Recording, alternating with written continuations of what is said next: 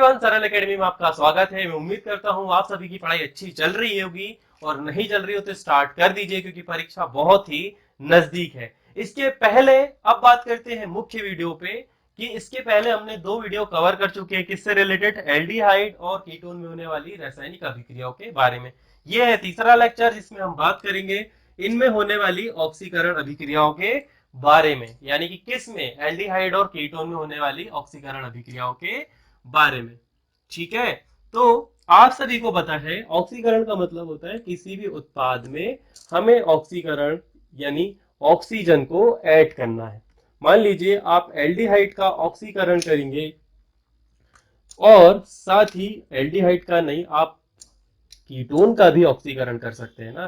कोई जरूरी थोड़ी ना है कि आप सिर्फ किसका ऑक्सीकरण करें, सिर्फ एल्डिहाइड का, आपको कीटोन का भी ऑक्सीकरण करना है। ठीक है, तो दोनों किस प्रकार से व्यवहार करेंगे और कौन कौन से उत्पाद बनाएंगे, सबसे पहले हम ये समझते हैं। तो जब हम एल्डिहाइड पे ऑक्सीजन जोड़ते हैं या उसका ऑक्सीकरण कराते हैं तो हमें प्राप्त होते हैं कार्बोक्सिलिक अम्ल। क्या प्राप्त होते हैं? RCOOH, जिन्हें की बोला जाता है कार्बोक्सिलिक अम्ल। और जब हम कीटोन का ऑक्सीकरण करते हैं तो हमें प्राप्त होते हैं कार्बोक्सिलिक अम्ल के मिश्रण, यानी कि RCH2COOH। ये एक H एक्स्ट्रा कहां से आया बेटा? तो इस वाले कार्बन का एक H हमने ले लिया। अब क्या होगा, ये O कहां का है? ये O इसके पास का है। नाउ जो बचा, क्या बचा? R, दो H थे, एक H चला गया। C, यहाँ पर एक ऑक्सीजन आएगा और एक और ऑक्सीजन, ये कहां से आए? ये ऑक्सीजन हमने जो यहां से प्रवेश कराए उसके माध्यम से आए। तो हमें प्राप्त हो जाएंगे क्या? कार्बोक्सिलिक अम्ल के मिश्रण। अब जो हम ऑक्सीकरण करवाने के लिए अभिकर्मकों का प्रयोग करेंगे, ध्यान से सुनना मेरे शब्द, जो हम ऑक्सीकरण करवाने के लिए अभिकर्मकों का प्रयोग करेंगे उसी के आधार पर अभिक्रियाओं के नाम निकल कर आएंगे। ठीक है, कुछ जगह पर हम विलयन का प्रयोग करेंगे, कुछ जगह पर हम सोडियम हाइपोहैलाइड का प्रयोग करेंगे। ध्यान रहे, कीटोन और एल्डिहाइड अलग अलग प्रकार से परीक्षण दे रहे हैं या फिर अलग अलग उत्पाद दे रहे हैं, तो इनके लिए हमें अलग अलग ऑक्सीकारक लेने पड़ेंगे, यानी कि अलग अलग ऑक्सीकर्मकों का प्रयोग करना पड़ेगा।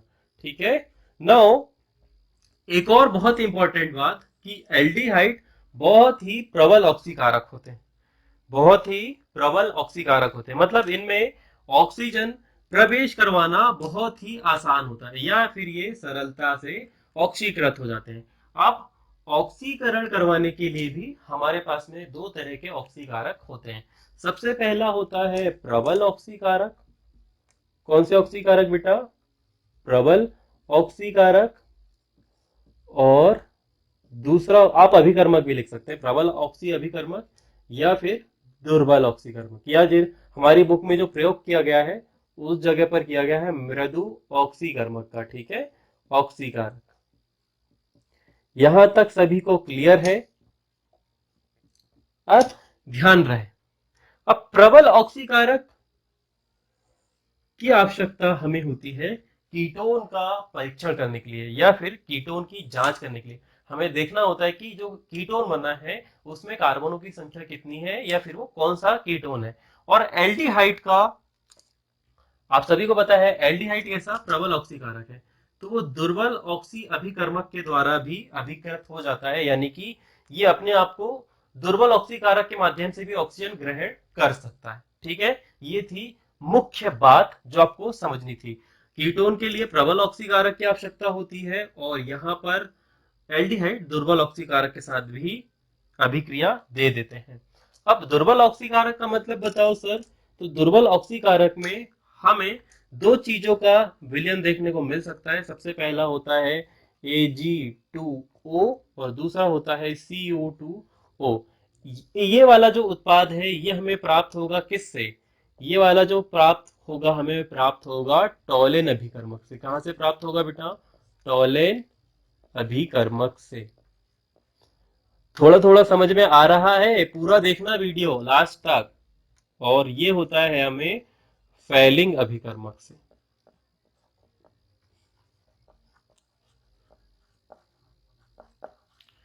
अब ध्यान रहे, जब हम डायरेक्टली टॉल ये ना लें, डायरेक्टली हम विलियन ही उठा लें, तो हमें अभी हमें ये प्राप्त कर लिया, आगे बताऊंगा कैसे होगा। अब मान लो डायरेक्ट हम इसकी रिएक्शन इसके साथ न कराएं, हम क्या करें, टॉलेन अभिकर्मक का विलयन उठाएं और सीधे एल्डिहाइड के साथ अभिक्रिया करा दें। किसके साथ करवा दें? सीधे एल्डिहाइड के साथ अभिक्रिया करवा दें, तो हमें प्राप्त होता है एल्डिहाइड संगत कार्बोक्सिलेट आयन। क्या प्राप्त होगा? एल्डिहाइड संगत कार्बोक्सिलेट आयन। मतलब यहां पर से जो H है, सॉरी यहां पर से जो H है वो हट जाएगा और एन हटने के कारण इस ऑक्सीजन पर आ जाएगा -4। तो यही है एल्डिहाइड संगत कार्बोक्सिलेट आयन। क्या इतनी बात आपको समझ में आ गई? यदि आ गई होगी तो कमेंट करके बताना, ठीक है। अब कीटोन में भी सेम कहानी है कि नहीं, कीटोन कार्बोक्सिलेट आयन नहीं देगा, वो देगा क्या? सोडियम लवण। ये जब इसकी अभिक्रिया प्रबल ऑक्सीकारक के साथ करवाएंगे ना हम, यानी कि किसके साथ? NaOX के साथ करवाएंगे, तो हमें प्राप्त होगा यहां पर Na, और इसे बोला जाता है सोडियम लवण। ठीक है, और भी नाम है, पर आप अभी इतना याद रखो कि इसे क्या बोला जाता है? सोडियम लवण। अब एक एक करके सारी चीजें, जो मुख्य बात थी, जो इंट्रो था, वो मैंने बताया। अब आप हेडिंग डालो। सबसे पहले तो आप इतना नोट करोगे, कितना? सबसे पहले आपको सिर्फ जो नोट करना है वो इतनी चीजें नोट करनी, ठीक है। थ्योरी लिखेंगे आप कि जब एल्डिहाइड का ऑक्सीकरण करवाया जाता है तो हमें कार्बोक्सिलिक अम्ल प्राप्त होते हैं। साथ ही जब हम कीटोन का ऑक्सीकरण करवाते हैं तो हमें कार्बोक्सिलिक अम्ल के मिश्रण प्राप्त होते हैं, ठीक है। और इनमें विभेद यानी कि अंतर पता करने के लिए हमें कुछ ऑक्सीकारक कुछ परीक्षणों को करना पड़ता है, जो कि निम्न प्रकार से है। इस प्रकार से आपको थ्योरी लिखनी है वर्ड टू वर्ड, ठीक है। जैसे मैंने अभी बोला, एक बार फिर से रिपीट कर रहा हूं, ध्यान से सुनना कि जब एल्डिहाइड का ऑक्सीकरण करवाया जाता है तो हमें कार्बोक्सिलिक अम्ल प्राप्त होता है, और जब कीटोन का और जब कीटोन का ऑक्सीकरण करवाया जाता है तो हमें कार्बोक्सिलिक अम्ल के मिश्रण प्राप्त होते हैं, जिसमें जिसमें हमें अंतर पता करने के लिए कुछ परीक्षणों को करना पड़ता है, जिसमें पहला परीक्षण आता है क्या? टॉलेन परीक्षण। क्या आता है बेटा? टॉलेन परीक्षण। और ये किसके द्वारा होता है? ये होता है टॉलेन अभिकर्मक द्वारा। किसके द्वारा होता है? टॉलेन अभिकर्मक के द्वारा। ये वाला पेन मेरे को रख देना चाहिए क्योंकि ये चल नहीं रहा है। इसकी जगह पे दूसरा वाला काला वाला पेन उठाते हैं, ठीक है। ये अच्छा चल रहा है, देखो, टॉलेन अभिकर्मक। टॉलेन अभिकर्मक एक कैसा ऑक्सीकारक है? तो आप लिख सकते हैं मृदु या दुर्बल ऑक्सीकर्मक है, क्योंकि एल्डिहाइड खुद ही एक प्रबल ऑक्सीकारक होता है जो फट से करके झीक लेता है किसको? ऑक्सीजन को। तो चलिए पहली रिएक्शन करवाते हैं। हम डायरेक्ट विलयन ले रहे हैं, RCHO प्लस 2Ag, गुरु कोष्टक के अंदर, सॉरी गलती हो गई, यही गुरु कोष्टक लगेगा, कहां? सामने ही गुरु कोष्टक लगेगा। इसके अंदर आएगा NH3 ब्रैकेट क्लोज, प्लस हमें क्षारीय माध्यम की आवश्यकता पड़ेगी OH। कुछ जगह पर डॉट लगा के OH साथ में ही है, और यही है हमारा क्या? टॉलेन अभिकर्मक, ठीक है। ये दोनों मिक्स हो जाते हैं तो टॉलेन अभिकर्मक प्राप्त होता है। नाउ ध्यान से देखना क्या होगा। यहां पर सबसे पहले, थोड़ा ज्यादा ही बड़ा कर दिया हमने, यहां पर हमें करना पड़ेगा इसे गर्म, ठीक है। आप चाहो तो नहीं भी लिखो, कोई दिक्कत नहीं है, हम आगे वाली रिएक्शन में लिखेंगे। यहां पर हमें प्राप्त होगा एल्डिहाइड संगत कार्बोक्सिलेट आयन, प्लस ये संरचना को ध्यान से देखोगे तो यहां पर Ag कितने हैं बेटा? 2 Ag सीधे सीधे बाहर हो जाएंगे। क्या बचा? यहां पर आपके पास में 2 दूनी 4, 4 आप बाहर निकाल दो, क्या? NH3, ठीक है। क्या क्या निकाल दिया आपने?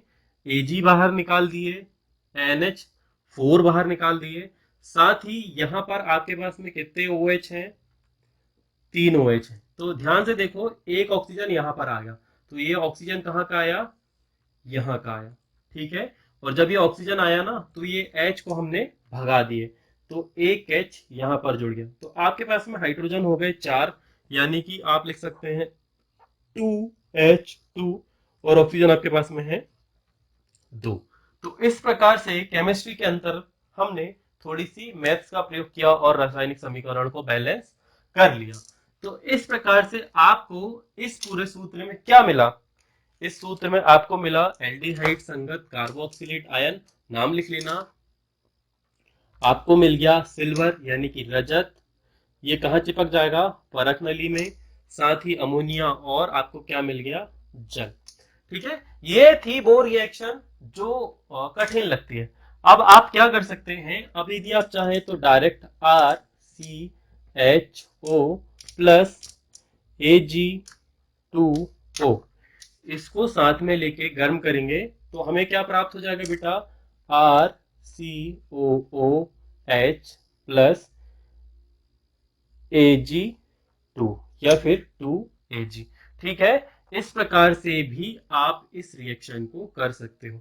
फटाफट से नोट कर लो, और आप कुछ इंपॉर्टेंट बात ध्यान से सुनना, ठीक है।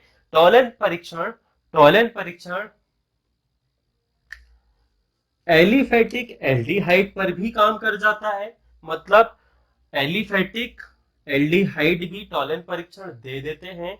साथ ही हमारे एरोमेटिक एल्डिहाइड भी टॉलेंट परीक्षण दे देते हैं, ठीक है। यदि आपका ये वाला एल्डिहाइड है, तो ये भी परीक्षण दे के, यानी कि ऑक्सीकृत हो के क्या बना लेता है बेटा, ये बना लेता है COOH।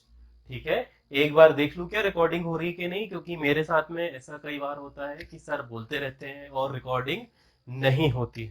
तो आप ये लिख सकते हैं कि टॉलेन अभिकर्मक एलिफेटिक और एरोमेटिक दोनों एल्डिहाइड पर अपना परीक्षण देता है। पर जब बात आए किसकी, कीटोन की, जब बात आए कीटोन की, तो कीटोन टॉलेन परीक्षण नहीं देता।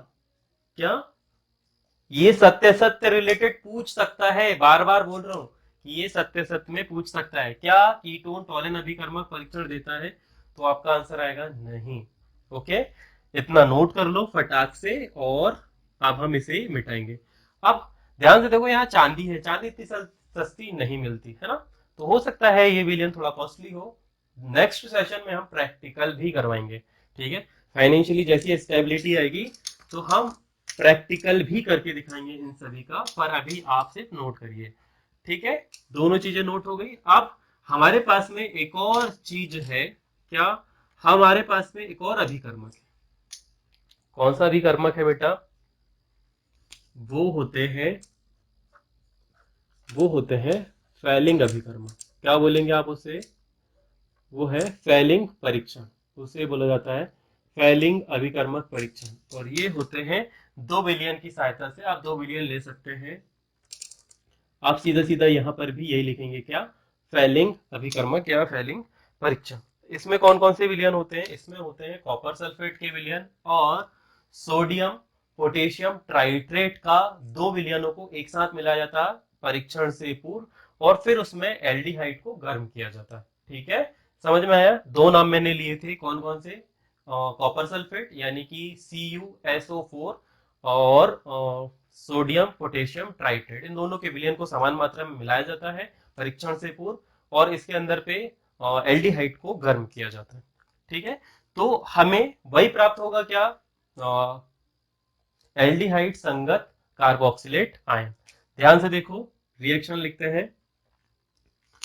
रिएक्शन कुछ इस प्रकार से होगी, ये रहा आपका RCHO प्लस Cu +2 आयन। +2 क्यों आया, क्योंकि जब SO4 अलग होता है ना, तो वो कॉपर के इलेक्ट्रॉन ले लेता है। ठीक है, आपने वोल्टी सेल में पढ़ा होगा।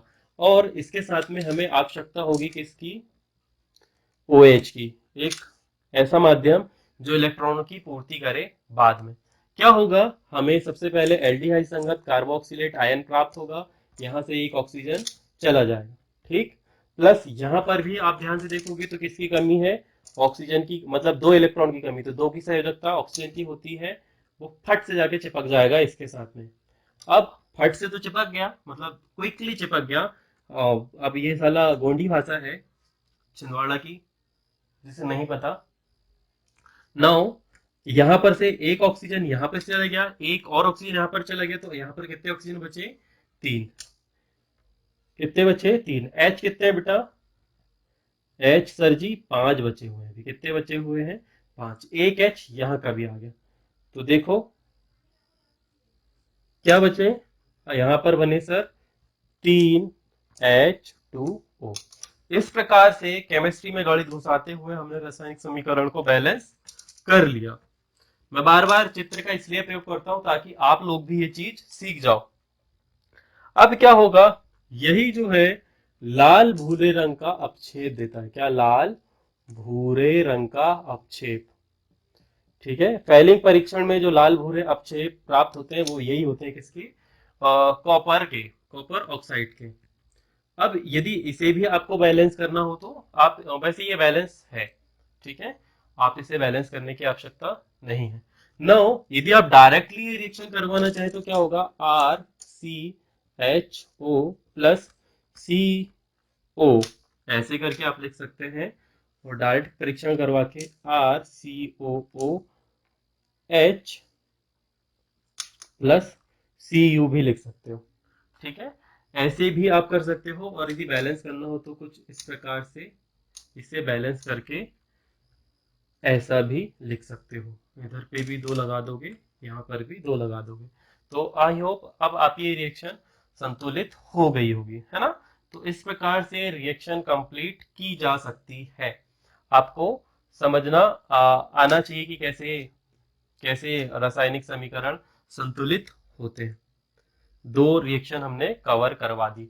इस प्रकार से ए वाली रिएक्शन भी नोट कर सकते हैं। आपको सिर्फ ऊपर वाली नोट करनी है, नीचे वाली सिर्फ आपकी सहायता के लिए, आपको समझाने के लिए मैंने करी थी। सिंपल, यदि ये सब बैलेंस नहीं करना है तो डायरेक्टली आप लिख सकते हैं, क्या, डायरेक्ट भी लिख सकते हैं, जो चली आ रही है RCHO प्लस CuC2O, CO आएगा, है ना, 2 नहीं आएगा।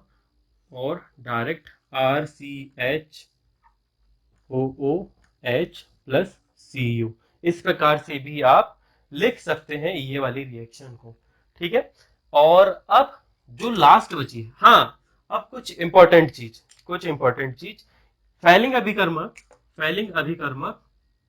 जो हमारे एरोमेटिक एल्डिहाइड होते हैं। कौन से, एरोमेटिक, जो बंध श्रृंखला के हाइड्रोकार्बन से बने होते हैं, उन वाले एल्डिहाइड पर परीक्षण नहीं देता।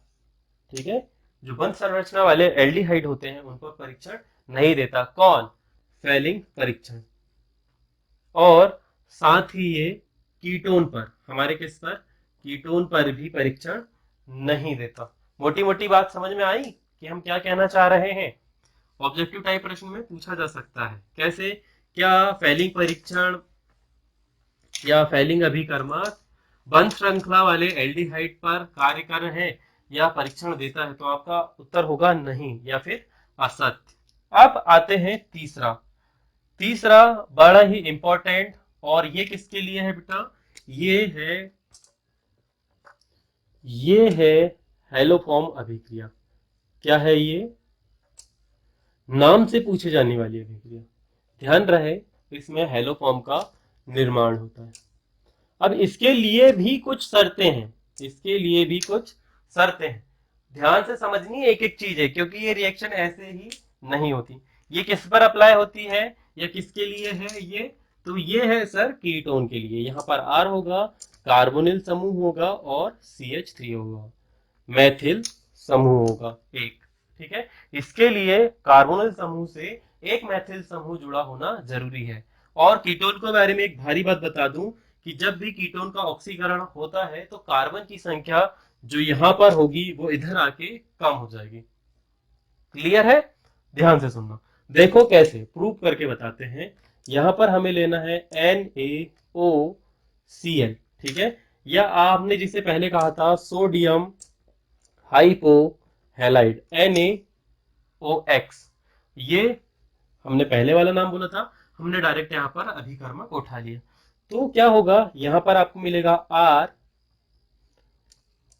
C डबल बॉन्ड O, यहां से ये ब्रेक होगा और जुड़ जाएगा ONA प्लस CHCl2। समीकरण सॉरी 2 नहीं होगा, 3 होगा। रासायनिक समीकरण बैलेंस नहीं है, आपको बैलेंस करना पड़ेगा। ये आपने 11वीं में सीखा है, तो आप करेंगे। इस प्रकार से ये रिएक्शन होगी। अब मैंने बोला था कि कार्बन परमाणु की संख्या जब भी कार्बोक्सिलिक अम्ल बनेगा तो कम हो जाएगी। देखो हो गई कम, एक अलग उत्पाद बन गया। क्या हो गया, ये क्या बोल सकते हैं, इससे बोला जाता है सोडियम, नहीं एल्कोक्साइड तो नहीं है, ये है सोडियम लवण। क्या है ये, एल्डी कीटोन का सोडियम लवण एक तरह से यहाँ पर हमारे पास में मिल गया। ठीक है, अब कुछ बड़ी श्रृंखला भी हो सकती है। ये तो एक छोटी सी श्रृंखला थी, जिसे आप बोल सकते हैं क्या, प्रोपेनॉन। यहाँ पर से हमारा बॉन्ड मिल गया। अब बड़ी श्रृंखला लेते हैं, जैसे कि हमारे पास में है CH3, आगे CH है, यहाँ डबल बॉन्ड है, कार्बन है, इससे एक आइसो सी ब्रांच निकली है, इधर आगे गए, यहाँ पर कार्बोनिल समूह जुड़ा हुआ है और इससे एक CH3 जुड़ा हुआ है। इसकी अभिक्रिया हमें किससे करानी है, NaOI से करवानी है। ठीक है, तो कहां से चीजें ब्रेक होगी, कौन कहां से टूटेगा। तो सभी को पता है एंटी मार्कोनी को फ्लूल वाली रिएक्शन हो सकती है, ये यहां से चीजें कट जाएगी। तो सबसे पहले जो बाहर होगा वो होगा CHI3। कुछ याद आया, इसे बोला जाता है आइडोफॉर्म। इसे बोला जाता है क्या, आइडोफॉर्म। पढ़ी होगी सारी रिएक्शन। इसे क्या बोला जाता है, क्लोरोफॉर्म। ये रिएक्शन जो उत्पाद बन रहा है रासायनिक अभिक्रिया के बाद में, उसी के नाम पे रखा गया है। अब यहां से ब्रेक होगा तो आप लिख सकते हैं RCH डबल बॉन्ड C, यहां पर भी R कर देते हैं एक ब्रांच, इधर आगे गए ONA, और जो बचा वो यहां पर। जिस भी बच्चे के मन में क्वेश्चन आ रहा होगा ये कहां से आया, हमने इसे मिलाया है। यदि इसको बैलेंस करना है यहाँ 3 लिख दो, इधर भी बैलेंस करना तो आगे भी 3 लिख दो। ठीक है, ब्रैकेट क्लोज करके लिखना, मगर इधर भी 3 हो जाएगा नहीं तो इस प्रकार से ये रिएक्शन हो गई हमारी संतुलित। क्या आपको ये रिएक्शन थोड़ी बहुत भी समझ में आई। अब ध्यान रहे, हेलोफॉर्म अभिक्रिया किसके लिए है, कीटोन के परीक्षण के लिए। मैंने बहुत धीरे धीरे इस रिएक्शन को समझाने की कोशिश करी थी। उम्मीद करता हूं कि आपको थोड़ा बहुत भी समझ आया होगा। यदि आया होगा तो यस में कमेंट करिएगा, और नहीं आया होगा तो भी कमेंट करिएगा कि सर नहीं आया।